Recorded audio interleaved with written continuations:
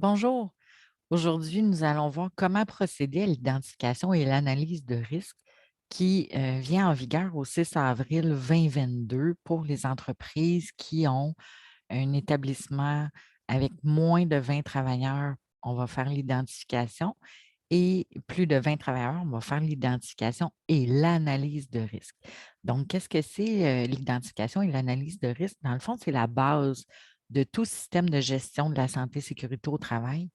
D'ailleurs, les modèles ISO, on peut penser à ISO 45001, également OSAS 18001, qui sont des normes reconnues mondialement pour des systèmes de gestion de la santé et sécurité au travail.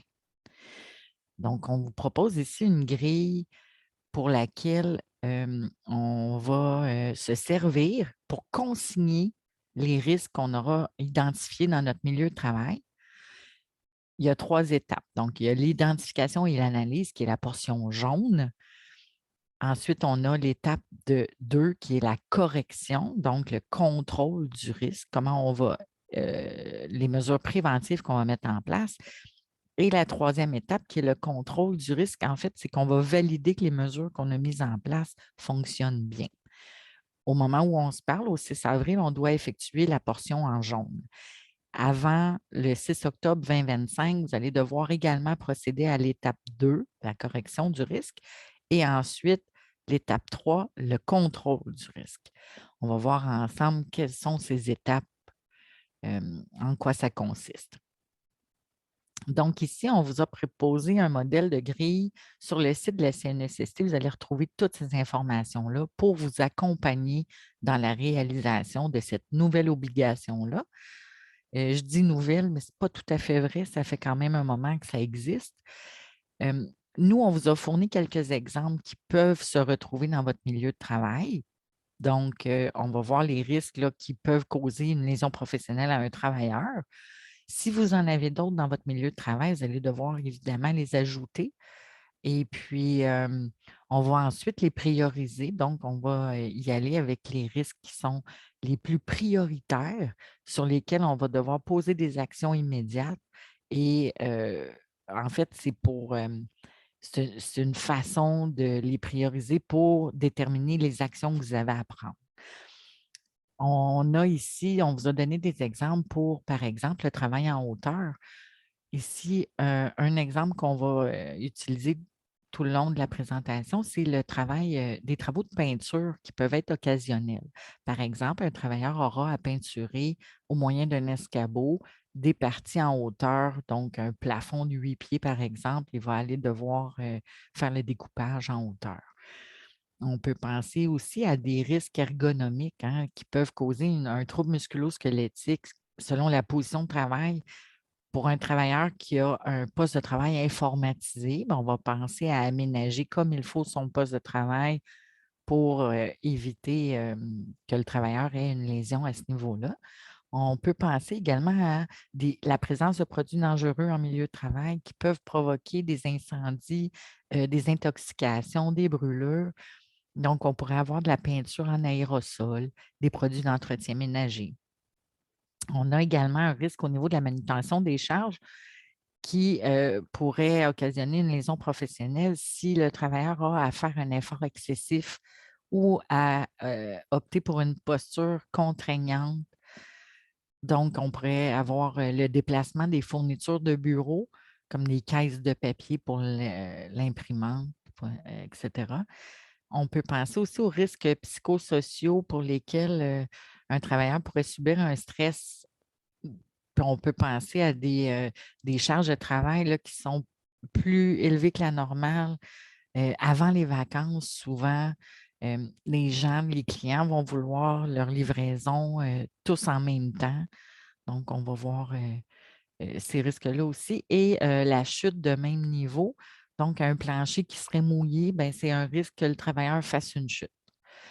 Ensuite, on va voir que les corrections pour les risques qu'on aura identifiés, ça va se faire, comme je vous disais, au moment où le règlement sur les mécanismes de prévention propres aux établissements va entrer en vigueur.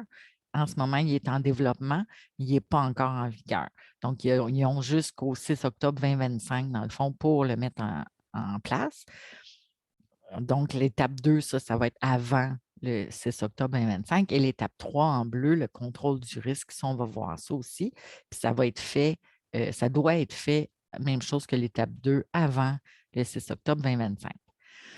Pour vous aider à l'identification des risques, la CNESST propose 2 façons de le faire. Donc ici, elle vous propose de les diviser par famille de risques. Donc, elle propose les risques chimiques. Les risques chimiques font référence aux produits dangereux. Les risques biologiques, qui sont des organismes vivants. On peut penser à des bactéries, des champignons, de la moisissure. Des risques physiques, on peut penser au bruit, la vibration, l'électricité, la température. Les risques ergonomiques pour les efforts physiques, les postures contraignantes et les risques psychosociaux qui peuvent être liés à la charge de travail et les risques liés à la sécurité qui font référence à l'utilisation de machines, d'outils, l'utilisation d'escabeaux, le travail en hauteur, les espaces clos, etc. Elle vous propose également un autre modèle qui est celui de l'item qu'on appelle, donc les tâches et les travaux, tout ce qui est relié à l'individu, donc il doit avoir une formation pour être capable de réaliser une tâche. Les risques qui pourraient être liés également à la tâche elle-même, donc les travaux à effectuer, de la manutention, les méthodes de travail sécuritaires, les fréquences au niveau des tâches, une tâche qu'on fait occasionnellement, puis une qu'on fait à tous les jours. L'environnement, est-ce qu'on pense aussi à dégager l'air de travail pour éviter d'avoir des facteurs de risque encore là? Au niveau de l'aménagement aussi des postes de travail, la qualité de l'air. Et on a aussi le matériel qui est utilisé, les équipements, les outils, est-ce qu'ils sont appropriés pour aider le travailleur à réaliser sécuritairement sa tâche et est-ce qu'ils sont en bon état? On va voir ici dans l'identification du risque, donc l'étape 1 au 6 avril, on vous a donné des exemples. Comme je vous ai dit, vous pouvez en avoir d'autres. Donc, l'identification du risque, euh, à travers les tâches qu'on a à réaliser de façon régulière ou occasionnelle. On les décrit ici. Quels sont les risques?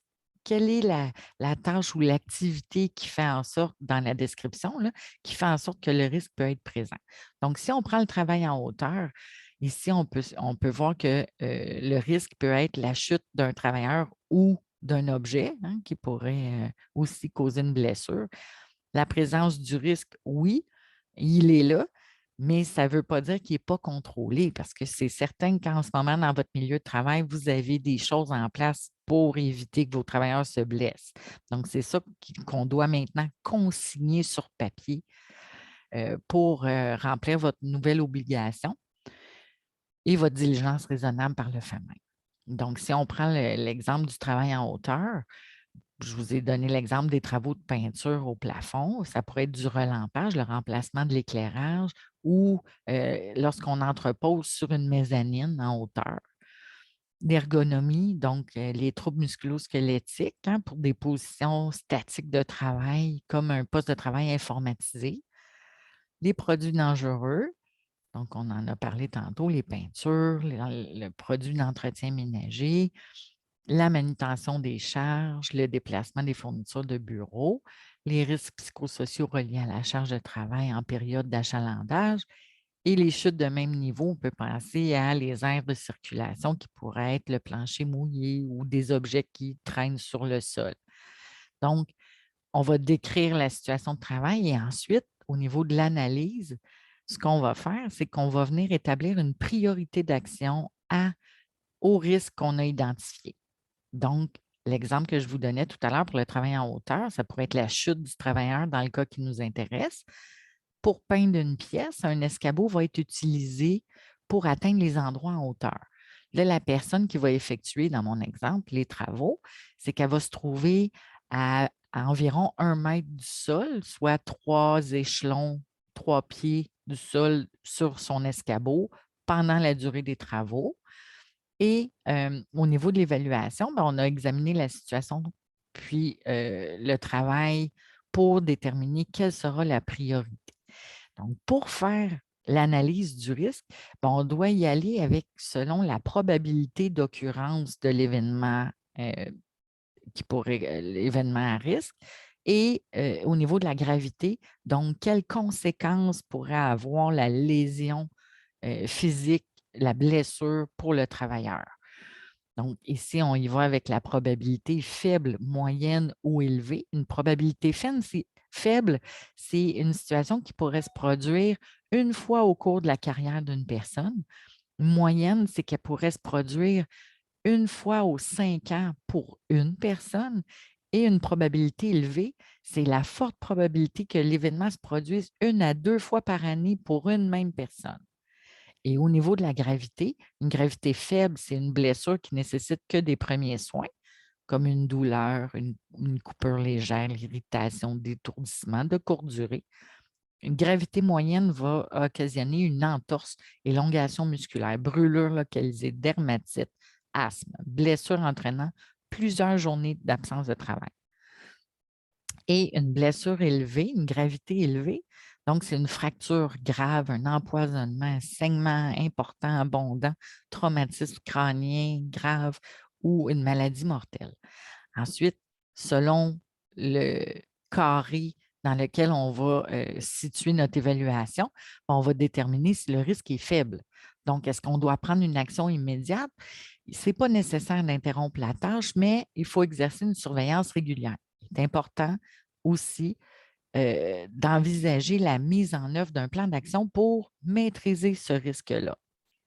Le risque moyen, lui, ce n'est pas nécessaire d'interrompre la tâche, mais il faut élaborer et mettre en œuvre un plan d'action pour maîtriser le risque dès que possible. Et au niveau du risque élevé, bien, il faut enquêter sur la tâche immédiatement et mettre en place des mesures pour maîtriser, contrôler le risque. Donc, c'est une façon de… En fait, c'est la façon préconisée par la CNESST pour prioriser les risques. L'étape 2, pour la correction du risque, donc, je vous ai dit au plus tard, le 6 avril, le 6 octobre, c'est-à-dire 2025, pour la correction du risque, c'est le risque qu'on a identifié, par exemple, celui de travailler sur un escabeau à 3 échelons, donc à 1 mètre du sol, pour des travaux de peinture. Bien, le moyen de prévention qu'on a en place, c'est une procédure sécuritaire de travail, une planification sécuritaire des travaux de travail en hauteur, dans laquelle on définit quelles sont les mesures préventives à prendre lorsqu'on travaille à partir d'un escabeau. Lorsqu'on travaille sur la mezzanine, ça pourrait être la présence d'un garde-corps. On va toujours penser aussi aux équipements de protection individuelle lorsque le travailleur est en risque de chute et qu'il n'y a pas de mesure préventive autre que la protection contre les chutes. Donc, il va porter un harnais relié à la connexion et relié à un ancrage. On va penser également à la formation. Donc, on peut donner des rappels de formation annuels pour le travail en hauteur à nos travailleurs. Ensuite, on doit déterminer l'échéance et le responsable. Donc, pour notre exemple ici, on a mis que l'échéance était le 1er janvier 2023 et que le responsable de cette action-là va être notre responsable santé et sécurité au travail à l'établissement. Est-ce qu'elle a été réalisée? Oui. Donc, si on fait notre analyse sécuritaire de tâches, bien, on va se servir des moyens de prévention qui sont indiqués ici pour déterminer quelle mesure va contrôler ou même éliminer le risque auquel le travailleur pourrait être exposé. L'élimination à la source doit toujours être la première étape de votre réflexion dans le contrôle du risque. Donc, si on veut corriger le risque qu'on a identifié, on essaie de privilégier, dans le fond, au niveau de la hiérarchie des mesures, toujours l'élimination à la source en premier. Ce qu'on veut, c'est que vous ayez cette réflexion-là. Comment on peut faire le travail autrement? Ensuite, on peut penser à le remplacer. Le remplacement, c'est-à-dire, par exemple, un produit toxique. Donc, est-ce que c'est possible de remplacer le produit toxique par un autre qui serait moins toxique? Ensuite, au niveau du contrôle technique, est-ce qu'il est possible de mettre un garde sur l'équipement pour que le travailleur n'ait pas accès à la zone dangereuse? On vient ici d'éliminer le risque parce que le travailleur n'est pas exposé à une partie tranchante, par exemple, d'un outil. Ensuite, on a la sensibilisation au risque. Donc, ça pourrait être une alarme sonore ou visuelle pour envoyer un signal, un message aux travailleurs de ne pas continuer ce qu'il fait ou de ne pas accéder à un endroit parce qu'il pourrait être exposé à un risque.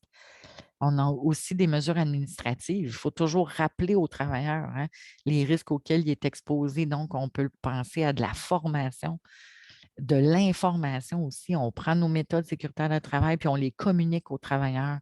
On les rappelle annuellement. On prend le manuel du fabricant. On lui indique quelles sont les consignes de sécurité à respecter lorsqu'on utilise l'équipement. On peut penser aussi à des politiques, des instructions de travail. Et en dernier lieu, il y a l'équipement de protection individuelle. Donc, si le risque demeure malgré l'effort d'avoir instauré, mis en place des mesures préventives, bien, le travailleur devra quand même porter un équipement de protection individuelle pour faire en sorte qu'il ne soit pas exposé au risque ou en fait le moins possible. Alors, la dernière étape, c'est de contrôler le risque. Donc, pour contrôler le risque, il faut s'assurer que les mesures qu'on a choisies préventives pour éviter que le travailleur soit exposé au risque sont efficaces. Donc, on a nos moyens de contrôle. On va aller sur le plancher, faire des inspections de travail, faire de l'information, hein, des pauses sécurité pour s'assurer que le travailleur comprenne bien le risque auquel il est exposé et surtout les mesures préventives à appliquer dans le cadre de son travail.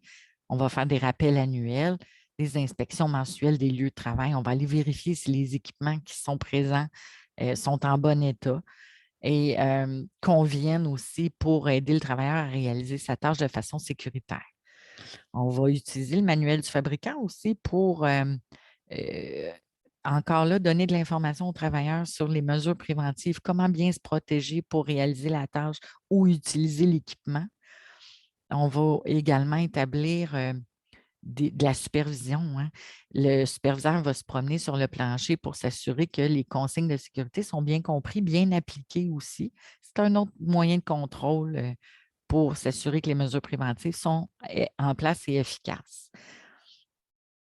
Donc, une fois que tout ça est en place, on va s'assurer de se créer des rappels pour pouvoir le faire, la surveillance de ces éléments-là régulièrement et on va consigner le tout qui est responsable de le faire et la date à laquelle ça a été réalisé.